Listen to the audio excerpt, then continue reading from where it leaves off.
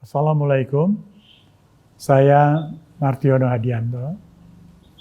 Kepada para pendengar atau pemirsa, saya ucapkan selamat menjalankan ibadah puasa. Semoga ibadah kita dapat diterima oleh Allah Subhanahu wa Ta'ala. Wassalamualaikum warahmatullahi wabarakatuh.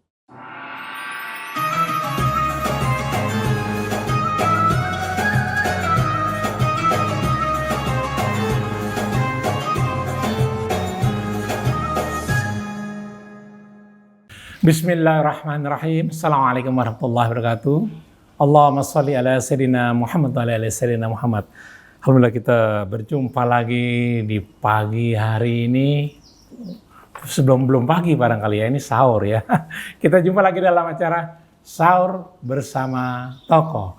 Kali ini kami sedang berada di tempat atau di kediaman Bapak Martiono Hadianto. Beliau lahir di Semarang tanggal 20 September tahun 45. Berarti usianya sekarang sudah 80 tahun. Tapi masih sehat. Nanti kita tanya, kenapa bisa sehat dan masih segar, masih fit ya? Beliau pernah menjadi presidir PT Newmont Nusa Tenggara, kemudian pernah juga menjadi direktur utama Pertamina tahun Desember 98 sampai Februari 2000, tahun 2000. Pernah juga di kepala bagian keuangan di Garuda dan lain-lain. Ini menarik dong, bagaimana dia masuk ke perusahaan-perusahaan besar tanpa melamar. Oke, Assalamualaikum Pak Nono. Saya panggil Pak Nono aja ya. Ya, panggil. Ya. Terima kasih. Bagaimana Pak Nono kok dalam usia yang sudah 80 tahun masih tetap fit, masih segar gitu? Apa rahasianya? Nah, kalau tanya rahasia, ini saya tidak bisa menjelaskan secara pendek. Secara pendek, panjang ya? Mesti agak panjang sedikit. Ya. Silakan Pak Nono. Saya ini saya ini beruntung. Karena dilahirkan dengan merasakan kasih sayang. Masya Allah. Ya, pertama tentunya dari kedua orang tua saya. Yang ingin saya sampaikan adalah saya juga merasakan kasih sayang dari saudara-saudara bapak maupun ibu, terutama yang statusnya lebih sepuh dari orang tua saya. Ya. Jadi, kalau Anda merasa disayangi, Anda akan merasa terproteksi. Ya kan? Karena apapun, pasti akan ada yang take care, membantu. Tidak lalu menjadi manja ya? Nah, itu untungnya saya. Nggak manja? Nggak, saya bukan orang manja. Ya? Mungkin memang begitu ya, kalau orang merasa diberikan kasih sayang, terus ada juga yang ujungnya itu manja, tapi kebetulan sama saya bukan itu. Masya Allah. Tapi saya merasa merasa terprotek, dan akibatnya saya selalu merasa optimis, itu sejak kecil. Ya, karena saya pikir kalau ada apa-apa saya pasti ada yang take care ya, peduli ya. Ya, itu optimisme itu muncul dari kasih sayang. Tapi sekaligus di situ saya belajar apa artinya kasih sayang. Dan itu penting sekali dalam perjalanan saya ke depannya. Nah, apa akibatnya kalau saya belajar kasih sayang? Yang pasti saya akan berusaha untuk tidak merugikan orang lain. Sesederhana itu. Tidak merugikan orang lain. Tidak merugikan orang lain. Itu kata kunci itu, tidak merugikan orang lain. Ya, sebab kalau kasih sayang itu tidak ada, ya, orang pada waktu korupsi nggak pernah kepikir itu, bahwa dia merugikan orang lain. Oke. Jadi itu yang saya rasakan selama perjalanan hidup.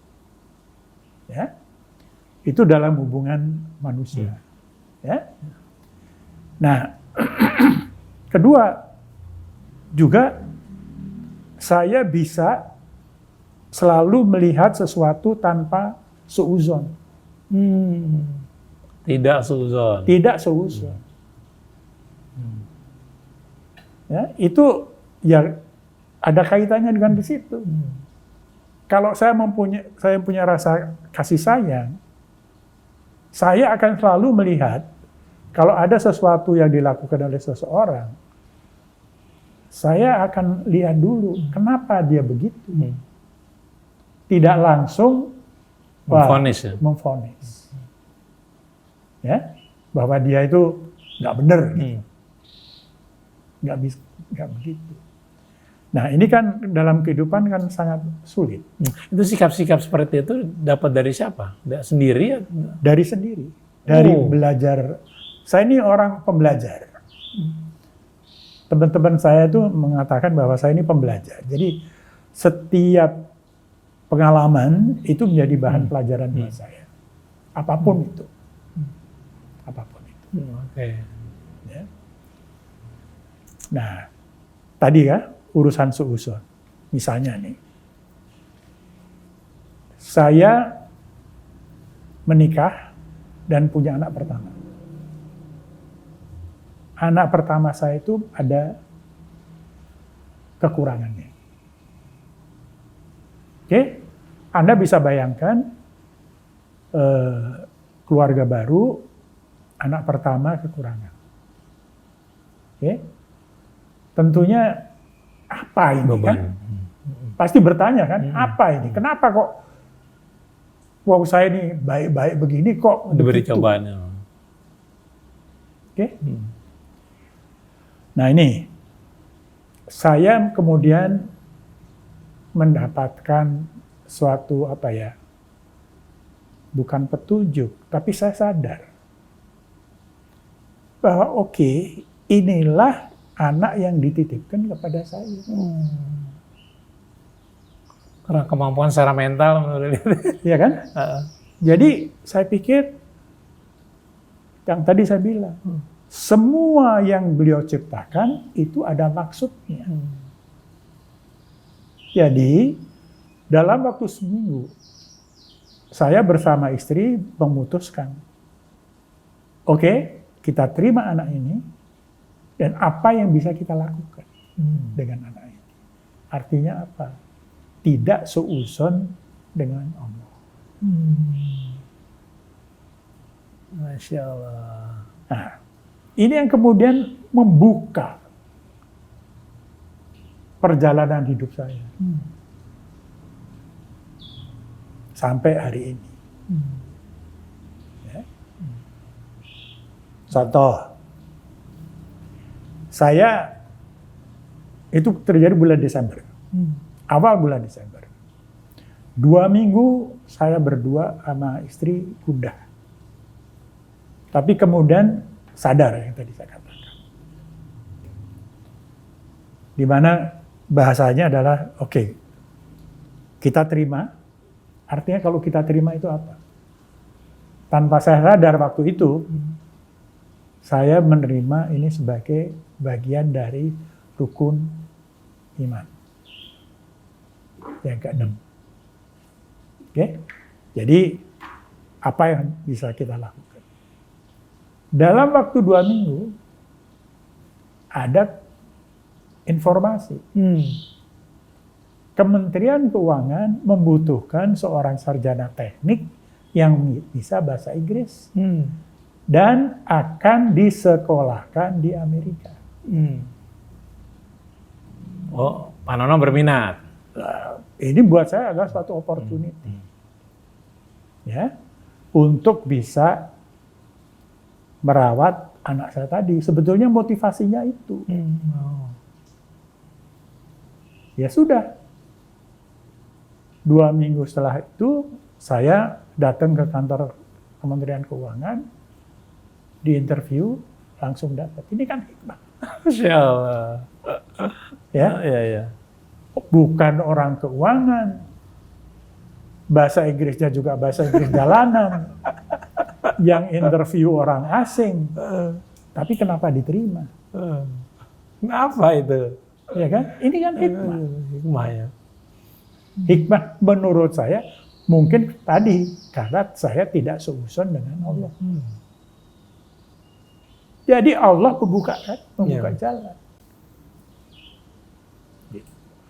Dan Pak Nono ini bekerja di perusahaan besar tanpa melamar. Apa betul? Tanpa melamar. Tanpa melamar. Tanpa melamar. Jadi, Ditugaskan. Kalau tanpa melamar bagaimana Ditugaskan. bertemunya itu? Ditugaskan. Ditugaskan. Jadi yang pertama kali kan saya ditugaskan sebagai Direktur Keuangan dan Administrasi di Garuda. Pada tahun 88. Itu juga tanpa melamar? Tanpa ditugaskan.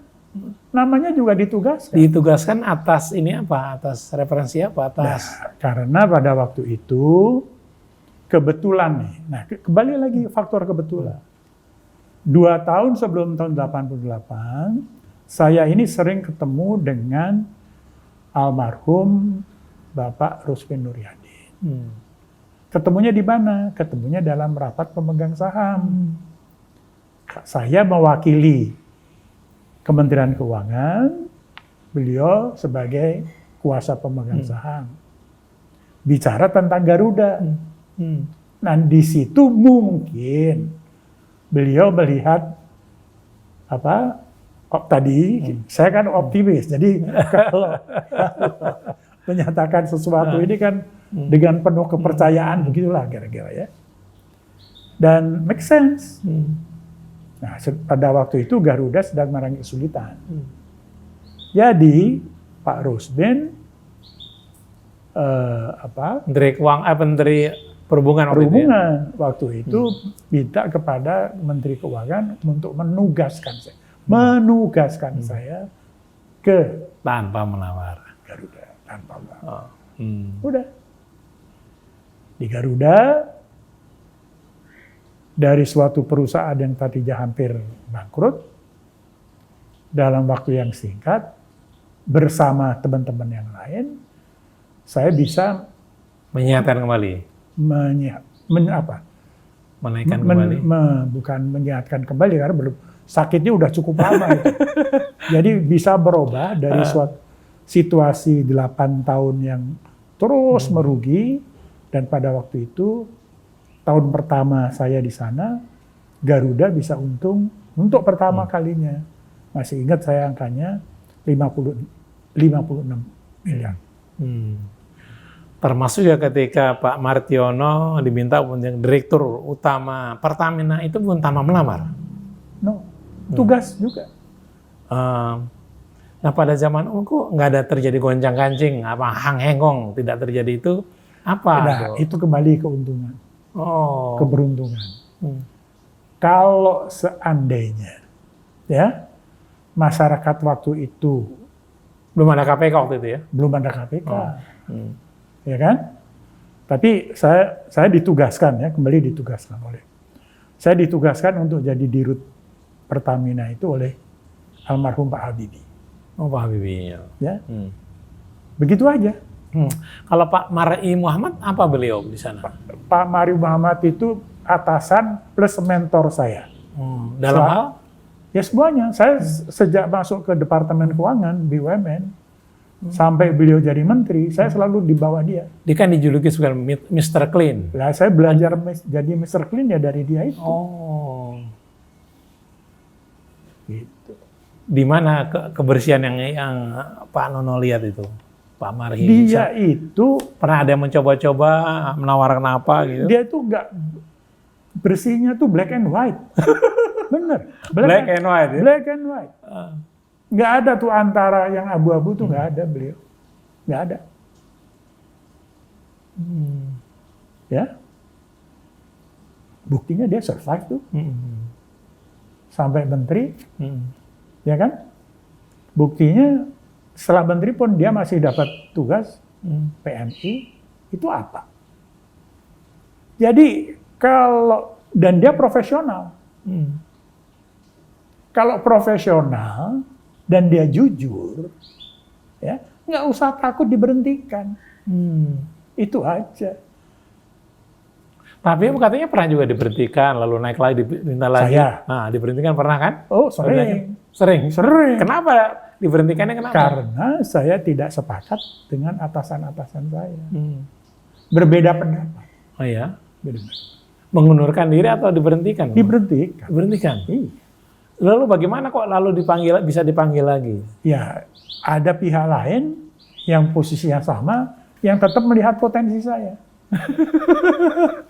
Jadi dalam kurun tahun 88 sampai kira-kira tahun 2000 itu mungkin saya diangkat, ya, diberhentikan. Itu ada kira-kira 6 kali atau 7 kali.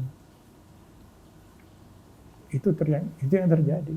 Makanya ya, wartawan-wartawan yang kenal saya sejak lama selalu mengatakan, Pak Martiono nggak ada matinya katanya. Sebenarnya setiap orang tuh harus mempunyai apa sih IQ, apalagi yang harus dimiliki supaya dia tuh Paling lancar jalan. ada 4 ya. Yang sudah kita kenal itu kan ada IQ, ada EQ, ada SQ. Yeah. Yang jarang diomongin adalah PQ. PQ itu apa? PQ itu physical, badan. Harus olahraga? Kecerdasan. Ini kan semuanya urusan kecerdasan. Kecerdasan otak, kecerdasan rasa, kecerdasan spiritual, dan kecerdasan badan. Nah, semua ini itu ada syaratnya. Harus dilatih. Oh. Iya dong. Walaupun, contoh ya, ngomong kecerdasan badan, dilatih kan? Tapi kan karena badan, itu kan ada batasnya, umur. Iya. Oke?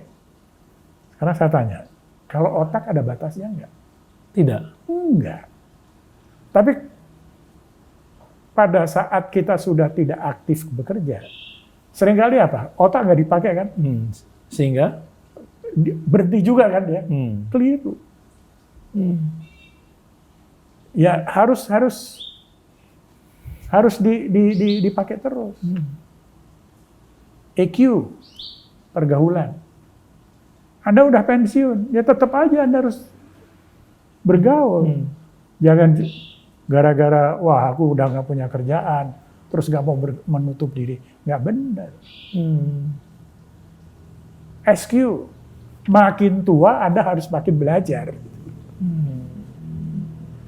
Jadi semuanya itu harus dipelihara.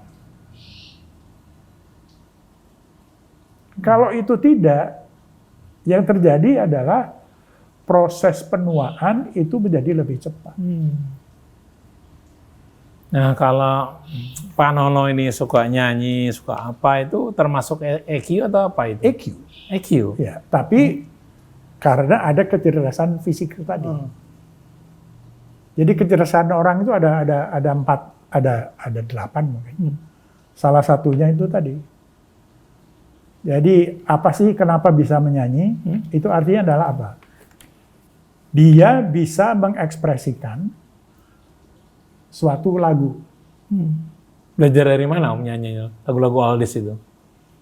Nggak ada belajar. Belajar dari nyanyi di kamar mandi aja. Sampai ada orang bilang, suara kamu kok enak gitu. Enak didengar. Jadi intinya, kalau saya boleh, saya itu pembelajar. Artinya sampai sekarang pun masih sampai belajar? Sekarang masih pembelajar. Apa yang Ibu Pak Martiono pelajari sekarang? Sekarang. Satu, ini tadi ya, yang sekarang saya sedang tekuni. Kan gini, saya ngaku sebagai orang Muslim. Ya kan? Iya. Umur saya sudah 80. Iya. Waktu saya menghadap, bentar lagi. itu kan sudah waktu pendek. Iya, iya. Nah, saya kan dikasih tahu, nanti kamu akan ditanya. Ya kan? Apa yang kamu lakukan tuh pada waktu di dunia? Ya, itu satu. Kemudian yang kedua, kamu akan diperlihatkan tuh kelakuan Selama hidup. selama hidup. Oke? Nah, tapi ada satu. Bahwa Allah itu adalah maha adil. Dan maha pengasih dan maha penyayang. Kan gitu kan? Ya. Nah, adil itu apa? Adil itu sederhana. Perbuatan baik dan perbuatan buruk itu ditimbang. Oke. Sesederhana itu. Saya merasa perbuatan saya buruk itu selama ini jauh lebih besar. Nah, jadi sekarang dalam menuju garis finish ini, saya harus berusaha berbuat baik. Kan Asmaul Husna itu Ar-Rahman Ar-Rahim. Iya. Tapi awalnya begitu. Ditimbang dulu. Ya kan, antara yang baik sama buruk kan ditimbang dulu. Kalau masalahnya gini ya. Kita ini hidup 24 jam sehari. Tidur katakanlah 8 jam. Yang 24 jam itu kita bergaul. Ya. Pertanyaan saya, dalam waktu bergaul 24 jam itu, kemungkinan mana yang lebih banyak? Berbuat baik atau berbuat buruk? Ya. Sebab jangan salah. Ya. Nyebarin hoax itu juga perbuatan buruk tuh. Ya. Ngerasanin orang itu juga perbuatan buruk. Nah, saya berusaha untuk menambah perbuatan baik ini. Tapi kalau nantinya ternyata Allah mengatakan, nggak cukup nih. Perbuatan baik kamu nih nggak cukup nih. Lebih banyak buruknya misalnya. Masih lebih banyak buruknya. Gampang. Minta ampun. Ya kan? Tapi minta ampun ini kan harus ketika masih hidup kan? Loh iyalah. Minta ampun. Dan kita mesti bisa ngontrol diri sendiri berarti. Itu harus. Harus ya. Dan cara minta ampunnya apa? Sederhana. Mensyukuri. Apa-apa yang apa-apa yang kita alami. Apa-apa yang kita terima. Masya Allah. Masya Allah. Itu yang saya pahami ya. Yang saya pahami. Nah, saya sekarang berusaha itu. Ke arah itu. Dulu setelah lulus ITB katanya pernah bekerja di pabrik cat. Apa di pabrik cat? Iya, pabrik cat. Itu bagaimana dari ITB kok nggak cat kan? Jurusannya kan perminyakan itu bagaimana? Ya, ini ceritanya kan banyak. Jadi saya itu kerja di pabrik cat. Karena diajak teman? Iya. Ditolong teman. Bukan ngelamar lagi nih? Bukan. Ya, dia itu sahabat saya. Kemudian melihat saya menikah, belum punya kerjaan. Jadi nikah dulu baru kerja? Iya. Jadi dia menolong saya untuk pertama kali. Memberi lapangan pekerjaan. Tapi calon mertua kan melihat-lihat dulu nih, bibit bobotnya gitu. Nah itu juga saya beruntung lagi tuh. Kebetulan calon mertua saya itu adik dari sahabat ibu saya. Di Semarang. Jadi waktu mereka biasa kan antara keluarga itu ngomong-ngomong bicara gitu kan. Nah, jadi pada waktu saya datang ke Jakarta untuk pertama kali mereka sudah tahu siapa saya gitu kan. Tentunya dari informasi budenya istri saya itu. Oh. Jadi gampang masuknya. Gampang. Ya, itu kembali itu. Itu beruntung lagi itu. Nah, Pak Martiono, ada orang baik, ada orang pintar. Kadang-kadang mana tuh lebih diterima di dunia kerja? Ada orang baik dan pintar. Itu ada sekolahnya. Oh. Pintar itu ada sekolahnya. Ada sekolahnya dong. Kalau orang baik? Kalau orang baik itu ada pendidikannya. Jadi kalau kita sejak awal tidak pernah mengenal apa artinya baik, ya orang itu susah menjadi orang baik. Orang baik itu apa sih? Sederhana, 2 hal aja. Apa? Tidak merugikan orang lain. Ya. Itu yang hubungan apa? Antar manusia. Antar manusia. Belakangan saya tambah ilmu lagi, pengetahuan. Tidak boleh menduakan Allah. Itu aja yang saya pegang. Aplikasinya seperti apa? Nah, kan begini. Contoh ya. Kalau tadi ya, kalau orang baik secara hablum minanas. Tadi yang saya katakan, jangan merugikan orang lain. Nah, saya punya modal itu tadi dengan kasih sayang itu. Ya kan? Sekarang bagaimana interpretasi untuk tidak menduakan orang lain. Oke, kita harus akui, ya, banyak dulu masyarakat kita itu percaya dukun, Ya. ya. Itu kan dulu saya pikir biasa. Dulu, zaman dulu saya pikir biasa. Terus apalagi orang yang pakai susuk, itu juga biasa dulu. Dulu ya. Iya kan? Mungkin sekarang juga masih ada. Karena biasanya karena belum tahu gitu. Loh, enggak. Maksud saya dulu tuh saya punya. Biasa. Nah, saya hanya bisa kasih tahu, bertanya, kenapa orang yang punya susuk itu meninggalnya kok susah? Kenapa menurut Anda, Saum? Nah itu tadi.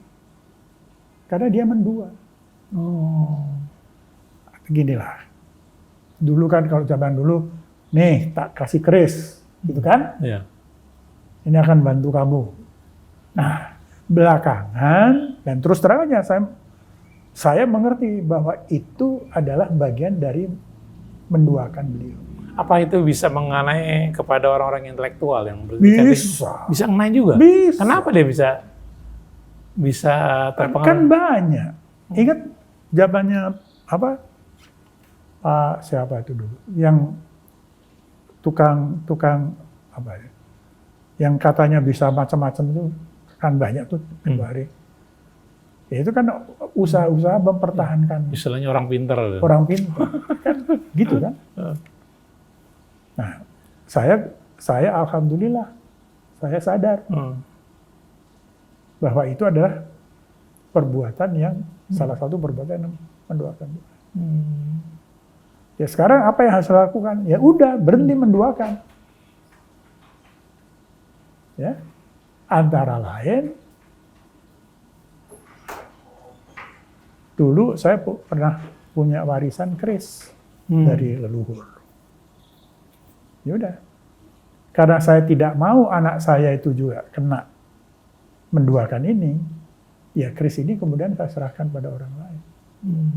Nggak saya simpan sendiri. Itu antara lain. Itu contoh-contoh bagaimana tidak menduakan. Feeling yang Pak Nono rasakan apa itu ketika menerima keris? Saya malah nggak tahu. Saya malah nggak tahu. Apa manfaatnya keris itu saya nggak tahu. Dan saya tidak pernah mencari tahu. Masalah.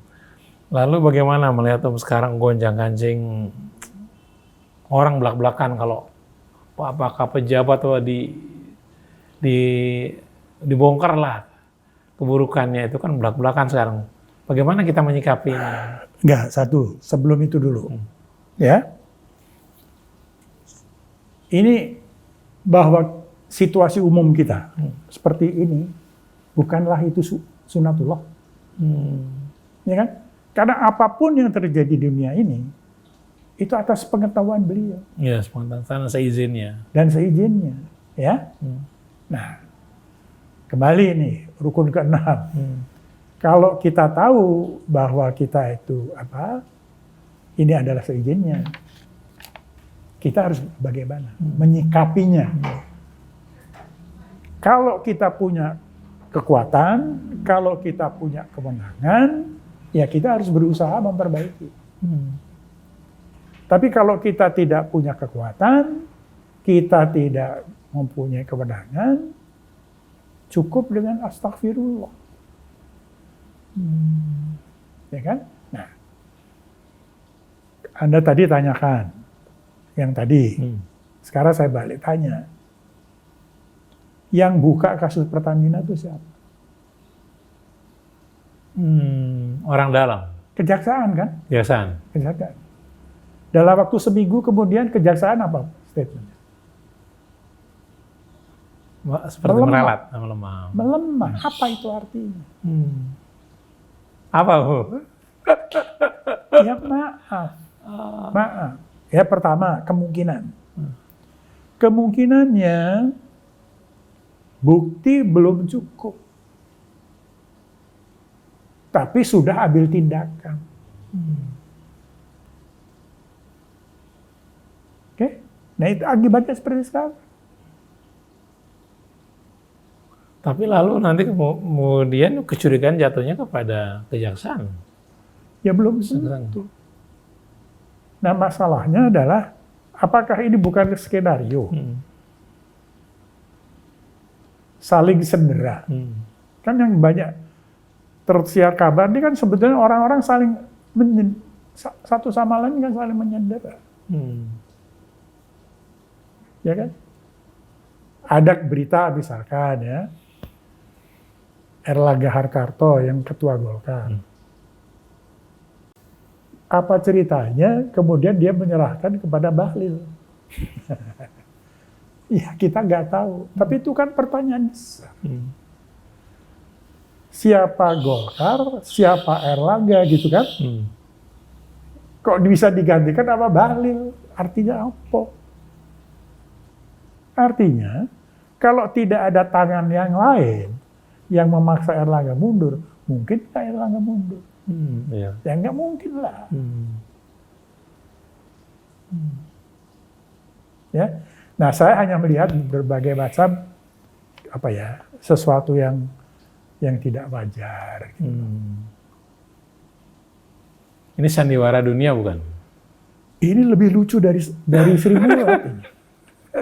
Iya, tapi kan kita juga lihat kalau ingat nyanyiannya Ahmad Akbar ya. Akbar. Dunia ini penuh sandiwara, benar itu dia. Taufik Ismail yang bikin tuh liriknya. Jadi memang benar, dunia ini penuh sandiwara. Nah bayangin ya, kalau kita nggak ngerti skenario-nya, kemudian kita jamin gitu, apa yang terjadi? Kalau gitu peran pengamat politik apa? Kalau supaya dia bisa lurus, padahal dia kan harus memberi komentar. Boleh, boleh. Ngasih komentar boleh. Yang penting bagaimana menyampaikan kritik itu. Kalau kritiknya itu pagi-pagi sudah sarkastik, ya marahlah. Iya kan?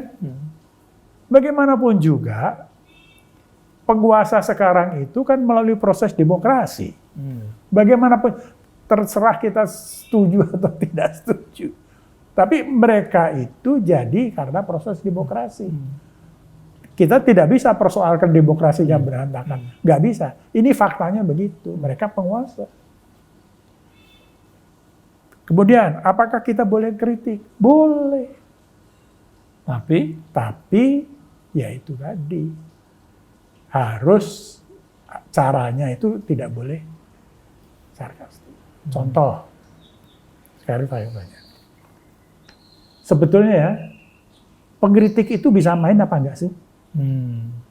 Belum tentu. Iya. Pengkritik itu belum tentu bisa main. Ya. Ya, jadi pengkritik itu adalah menyampaikan kritikannya kalau kondisinya tertentu. Nah, sedangkan pemain kan tergantung lapangan. Contoh yang paling inilah. pengkritik pertandingan sepak bola. Ya. Dia bisa main apa enggak? Tidak bisa. Tidak bisa. Tadi kadang-kadang dia bilang, saya posisi memang di sini. Loh iya boleh aja. Boleh aja. Nggak masalah itu. Tapi kalau menyinggung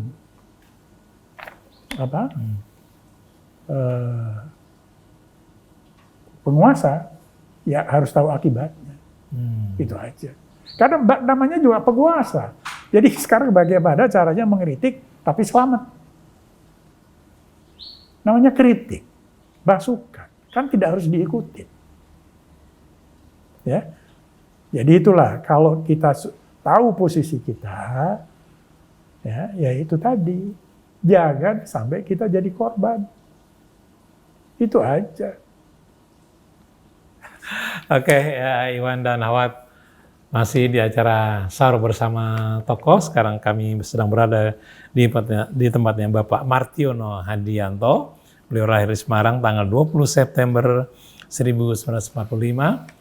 Dan beliau ini sudah menjabat di beberapa perusahaan besar, Garuda, Pertamina, kemudian juga di Presidir PT Newmont Nusa Tenggara, dan semuanya tanpa melamar. Pada tuh. Kita masih ingat pembicaraan Om ketika saya tanya, kenapa Semarang itu banyak jamu dan diproduksi oleh orang-orang dari Tiongkok? Om jawabnya karena etos kerja itu. Ya. Bagaimana penjelasannya? Sekarang saya tanya, kenapa dahulu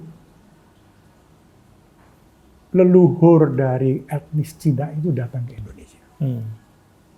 Alasannya kenapa? Mencari kehidupan. Mencari kehidupan. Karena pada waktu itu mereka nggak bisa hidup di Cina itu. Ya kan?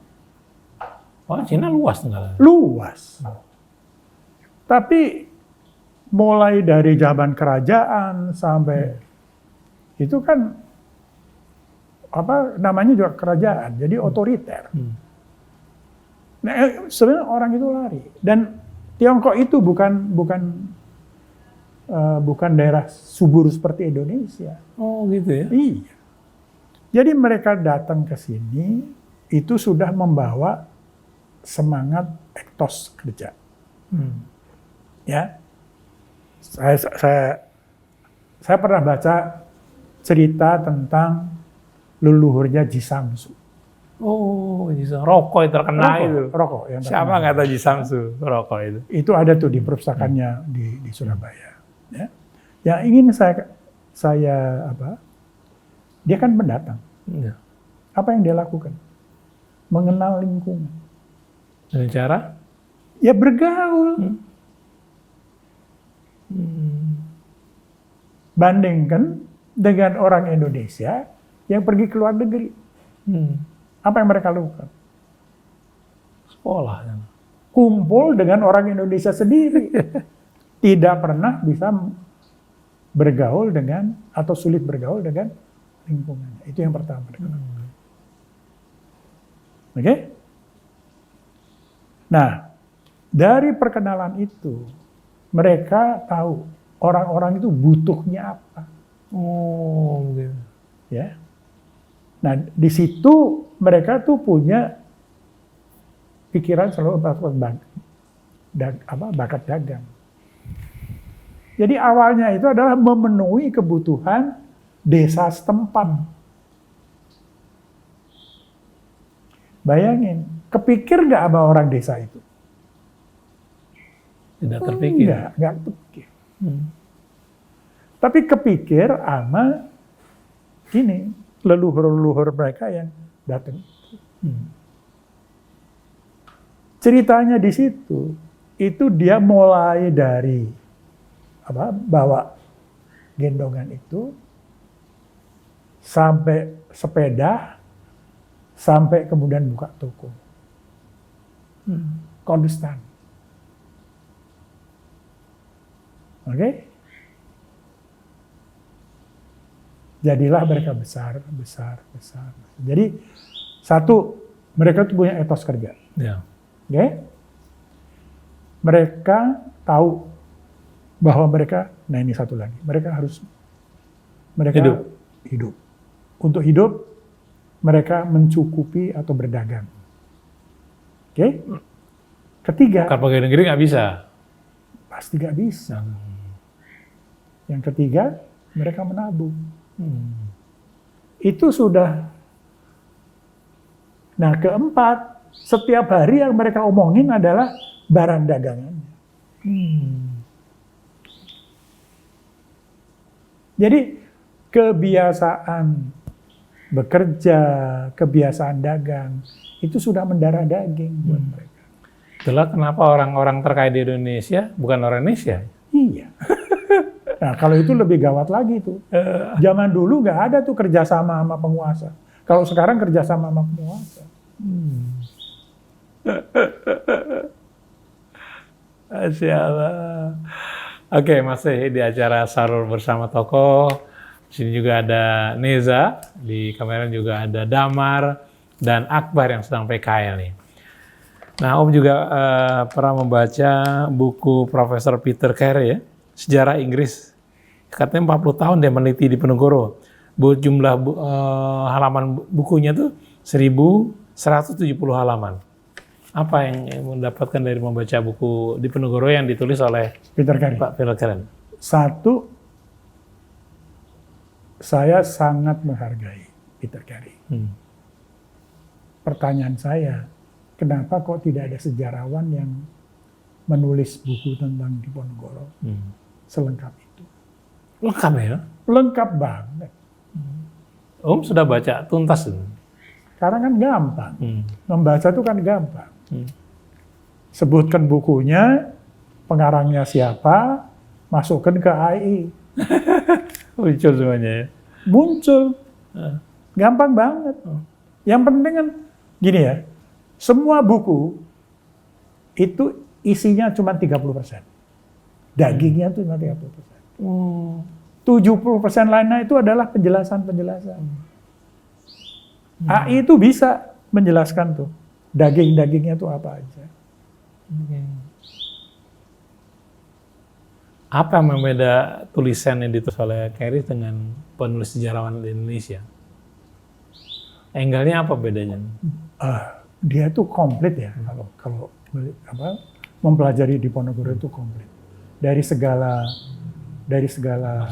aspek. Ya.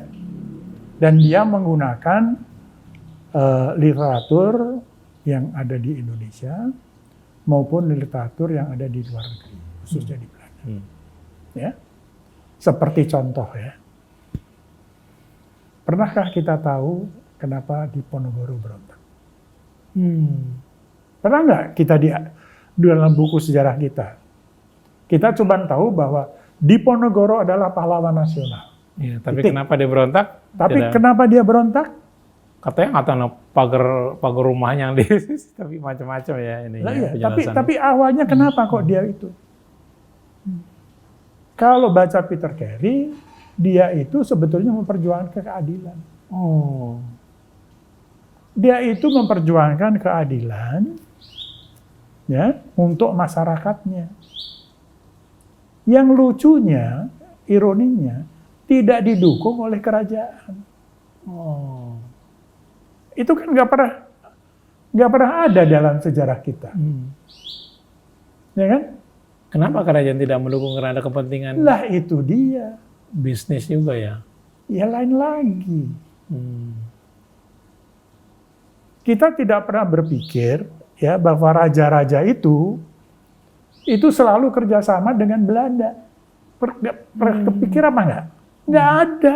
Dalam sejarah nggak ada diomongin. Termasuk ya korupsi juga sudah ada sejak zaman VOC. Sudah. Jadi dari dulu itu nggak ada, hampir tidak ada yang namanya raja yang tidak kerjasama dengan yang bukan ini, raja yang ngayomi rakyatnya. Yang ada kuasa. Mengabdi itu nggak ada. Nah, mungkin bukan. Raja hanya menekankan pada kekuasaannya. Bukan kepada pengabdiannya kepada masyarakat. Kenapa? Karena raja tidak merasa diangkat oleh rakyat. Dia diangkat berdasarkan wahyu. Turunan gitu ya. Turunan. Itu kan jeleknya di situ. Sehingga dia merasa, oh saya kan dapat wahyu. Saya diberi kuasa. Wangsit itu. Wangsit. Ya kan? Nggak ada kepikir bahwa dia itu harus menyejahteraan. Nggak ada. Itu nggak pernah dibuka kan. Yang dibuka adalah mereka itu pahlawan. Mulai zaman Hayam Wuruk atau mungkin semuanya kan glorious tentang betapa hebatnya. Tapi ada nggak cerita tentang Gemah Ripah Lok Jinawi? Cuma bahasa doang itu ya. Cuma dikata-kata aja. Iya. Nggak pernah ada kan cerita ini. Pernah nggak ada cerita tentang bahwa dulu kerajaan Majapahit itu rakyatnya Gemah Ripah Lok Jinawi, rakyatnya. Yang ada cuma peninggalan-peninggalannya aja.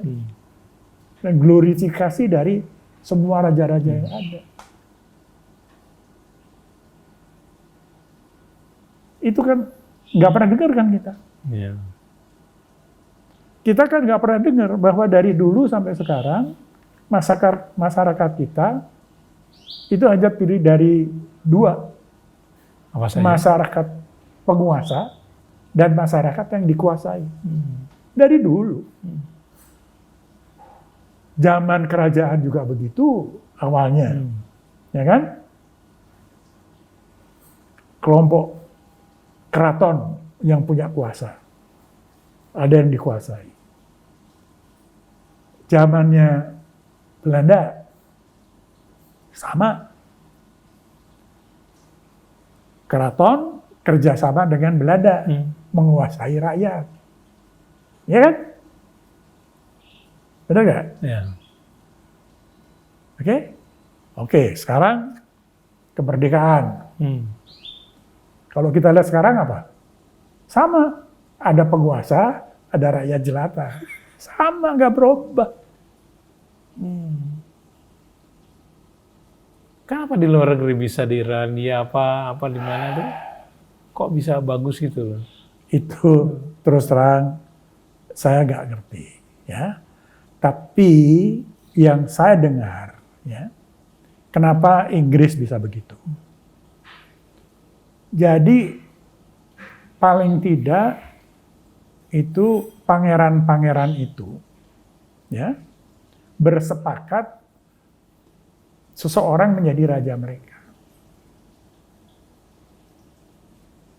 Oke, jadi artinya raja itu didukung oleh para bangsawan-bangsawan itu. Kalau di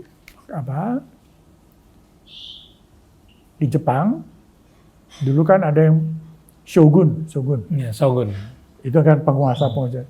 Mereka sepakat untuk mengangkat raja. Jadi prinsipnya raja itu menjadi simbol. Yang melaksanakan pemerintahan adalah ini, para pangeran ini.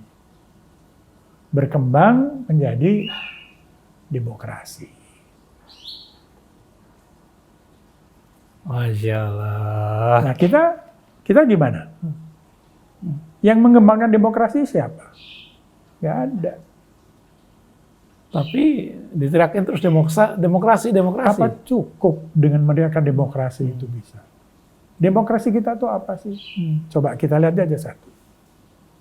Sila keempat mengatakan kerakyatan yang dipimpin oleh hikmah kebijaksanaan dan dalam permusyawaratan dan perwakilan. Coba kita bicara itu aja. Kerakyatan artinya apa? Artinya rakyat yang menentukan. Kan begitu kan? Demokrasi. Betul nggak? Ya. Yang dipimpin oleh kebijakan dalam permusyawaratan yang dipimpin oleh kebijakan. Artinya apa? Rakyat yang duduk dalam perwakilan itu kan harus bijak. Yang kita lihat apa? Apakah yang kita tunjuk sebagai wakil-wakil kita itu bijak? Bijak itu hanya bisa dilihat dari apa? Track record. Ya kan? Sekarang kita milih nih, tapi track recordnya apa? Nggak pernah tahu kan? Tapi kan sekarang jejak digital bisa dilihat. Loh, makanya. Tapi apakah kita pakai itu? Tidak. Iya kan? Dalam permusyawaratan. Kita menerapkan prinsip itu apa enggak? Enggak. One man, one vote. Ya kan? Siapa yang paling banyak, dia dapat. Benar nggak? Kita ada permusyawaratan apa enggak? Nggak ada. Tidak ada. Karena one man, one vote, yang akan dapat vote yang paling besar siapa? Satu, yang kemampuan serangan fajar. Apa itu mereka bijaksana? Jelas enggak. Ya kan? Dua, yang punya track record bagus. Nggak tahu juga. Pak Martina sepakat nggak bahwa Indonesia sedang tidak baik-baik saja? Oh ya, Setuju ya? sedang tidak baik-baik saja. Saya setuju. Tapi kedepannya gimana? Apakah akan terus begini? Apakah Gini, kalau saya ya, itu yakin. akan Indonesia? Ya, yakinnya nggak secara logik. Tadi, karena saya meyakini yang tadi, ya, rukun iman yang keenam. Tidak ada kejadian atas sepengetahuan dan izin. Jadi ini bagian dari skenario besar. Bahwa nanti misalnya ya, ujungnya kita terpecah belah, ya memang itu skenario-nya. Ya kan? Tapi kita tidak ingin begitu kan? Kita tidak ingin. Maksanya kita mampu untuk tidak mencegah. Sekarang gampang aja. Ya. Kan kemarin tuh ada Danantara. Kita ini kan sekarang ekonomi terbuka kan. Apa yang terjadi? Indeks saham Menurun. anjlok, bukan turun. Kalau turun itu begini. Ya, kalau anjlok tuh begini. Dari 7.000 sekian, tinggal 6.000 sekian. Itu besar sekali. Bagaimana membacanya? Tidak percaya. Itu penting. Itu saya baru ngomong satu kasus. Anjloknya. Jadi gini ya. Kalau harga saham anjlok, itu berarti masyarakat investor luar negeri tidak percaya.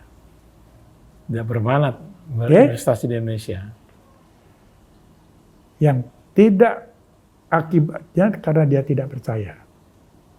Imbasnya kemana? Rakyat. Imbasnya kepada mata uang kita.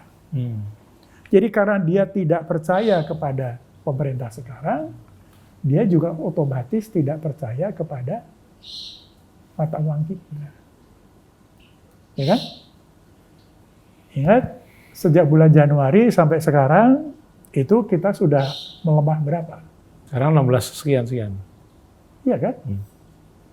Akhir tahun kemarin kan baru masih sekitar 15,5. Sekarang udah 16 berapa? Oke? Nah, artinya apa? Artinya kita harus membayar import lebih besar. Ya? Artinya apa? Kalau kita harus bayar lebih besar, berarti duit kita makin sedikit. Ini berdampak kepada APBN. Karena selama ini kan APBN juga punya utang nih ke luar negeri. Nah, kalau sudah kena itu, siapa yang kena paling duluan? Rakyat. Masyarakat yang bukan penguasa. Karena masyarakat penguasa semuanya sejahtera. Rupiah jadi 16.000, rupiah menjadi 17.000, nggak masalah, duitnya banyak kok. Mereka punya dolar. Ya tidak hanya punya dolar. Mereka sejahtera lah, berkelebihan. Lah kalau teman-teman kita yang hidup di pedesaan gimana? Ya, yang udah terjadi, berapa banyak berita tentang penutupan pabrik. Coba aja diikutin. Itu kan artinya apa? Artinya sekian orang kehilangan pekerjaan. Contoh yang paling ini kan Sritek. Sritek ya. Padahal Sritek itu adalah salah satu yang menghidupi ekonomi Solo. Nah, Sritek yang lain tuh ada, cuman nggak diberitakan aja. Besar dampaknya. Yang paling terkena ya terimbas ya ini tadi. Masyarakat yang dikuasai ini. Aduh. Nah, mudah-mudahan para penguasa melihat itu. Itu aja yang saya bisa katakan. Oke. Karena korbannya yang paling jelas itu adalah masyarakat kecil.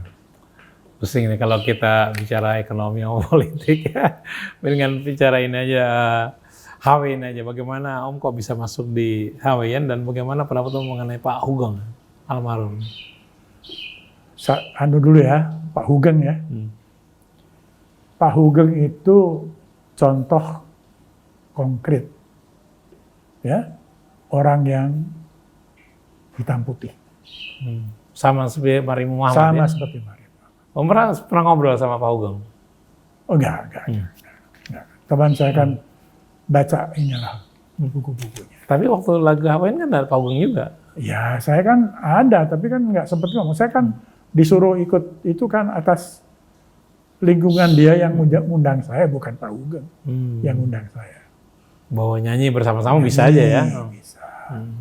Gitu. Jadi kalau ditanya apakah saya mengenal secara pribadi, enggak. Tapi dari berbagai baca bukunya, saya tahu bahwa dia itu hitam putih. Masya Allah. Dia termasuk yang hitam putih. Di Indonesia masih banyak orang seperti itu nggak? Yang bisa saya sebutkan Pak Hatta. Pak siapa? Muhammad Hatta. Muhammad Hatta. Selain Muhammad Hatta, Pak Hugeng, Pak Marie Muhammad, saya nggak ngerti yang lain. Sedikit sekali ya? Sedikit. Masya Allah. Ya adalah tokoh-tokoh yang dulu memulai perang melawan korupsi ya, Pak Saiful Taufik Ruki ya, antara lain. Teman saya Pak Heri, ya ada beberapa lah, ya. Pak Marie Muhammad juga. Tapi kan harusnya begitu gede. Dan untuk menyelesaikan ini cuma satu caranya, nggak bisa instan. Nggak bisa hanya dengan dengan peraturan, dengan mendirikan KPK, nggak bisa. Betul-betul harus tadi prinsipnya semua orang beragama, ayo kita mempraktekkan ya petunjuk-petunjuk agama, khususnya dalam bidang hablum minanas. Om juga suka mengirim WA yang cuplikan-cuplikan dari Al-Quran begitu banyak, tapi lebih praktis lagi gitu. Itu sering ya baca-baca gitu ya? Saya memang dapat beberapa, ya kan. Tapi misalnya begini, Ya orang itu harus jujur gitu. Tapi bagaimana caranya jujur? Bagaimana belajar jujur? Nah, ini saya kasih contoh. Dan ini real. Saya dulu zaman SMP nyontek ketahuan. Serius. Pernah nyontek juga. Nyontek ketahuan sama guru. Langsung guru itu menyuruh saya berdiri di depan. Sampai pelajaran selesai. Artinya dipermalukan atau apa maksudnya? Artinya apa? Saya di situ merasa malu. Karena saya nyontek. Nyontek itu kan merugikan orang lain. Itu adalah pelajaran yang paling saya ingat. Kenapa sejak itu saya tidak mau nyontek. Karena nyontek itu menipu diri sendiri sebetulnya. Tidak aja menipu diri sendiri juga. Tapi itu juga akan menipu lingkungan. Yang teman yang seharusnya lebih baik, bisa kalah sama saya karena angka saya lebih bagus. Karena apa? Karena nyontek. Itu merugikan yang lain apa enggak? Sama, merugikan. Jadi kembali kepada tadi, prinsip hidup itu. Di masyarakat itu jangan sampai merugikan orang lain. Udah itu aja prinsip. Oke, barangkali ini pertanyaan terakhir ya, mengenai nilai-nilai Ramadan yang bisa Pak Nono sampaikan apa? Mudah-mudahan kita itu paham Ramadan itu apa sih?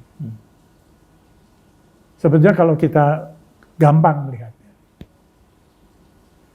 hai orang-orang beriman, berpuasalah. Dari situ aja awalnya. Kata kuncinya adalah orang beriman. Orang beriman. Ya, siapa orang yang beriman itu?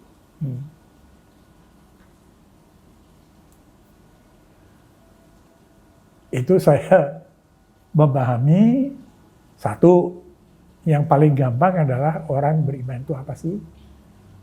Orang yang melaksanakan rukun Islam. Orang yang meyakini rukun iman. Itu yang pertama. Ya kan? Tapi ada lagi satu. Orang yang berbuat baik. Pemaaf, pemarah. Iya. Tidak pemarah. Iya. Itu interpretasi saya orang beriman. Oke? Jadi sesederhana itu buat saya. Jadi bulan Ramadan itu menurut saya adalah kita latihan. Latihan untuk apa? Ada 3. Latihan untuk menyehatkan badan kita tadi. Ya kan? Kenapa begitu? Itu ada penjelasannya itu secara kedokteran. Pada waktu kita puasa itu, apa yang terjadi dalam tubuh kita, itu memang kemudian menyehatkan kita. Yang kita keliru apa? Yang kita keliru, pada waktu kita buka puasa, kita makan segalanya. Nah, sehingga apa ya, manfaat puasa itu nggak ada. Tapi kalau kita, makanya kan ada, kalau puasa, ya sahur, itu harus. Ya, tapi ada lagi, tidak berlebihan. Begitu juga pada waktu buka puasa, itu juga tidak berlebihan.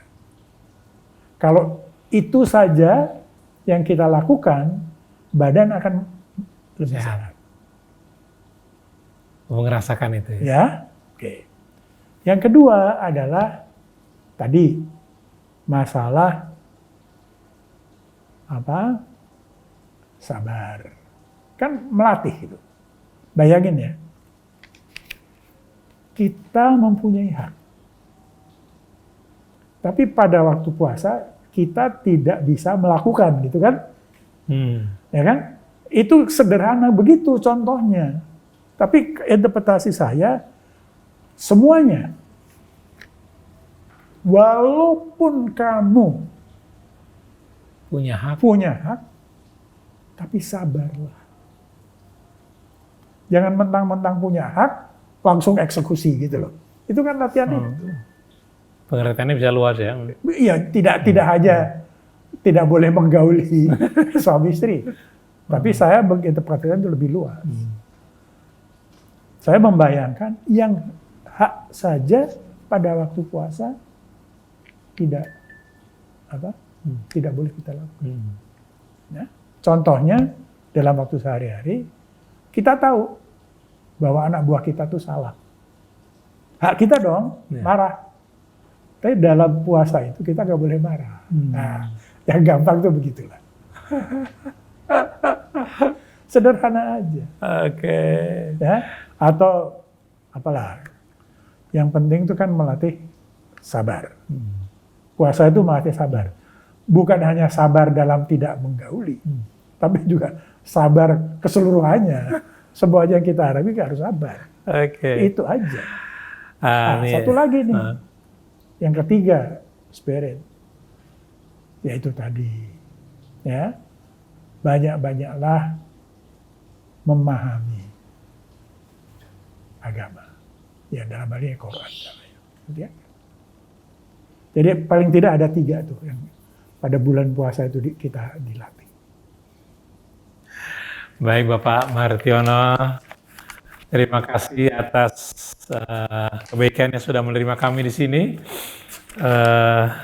Terima kasih juga atas wawancaranya. Mudah-mudahan banyak hikmah yang kita bisa ambil, banyak kita bisa petik dari obrolan tadi ya.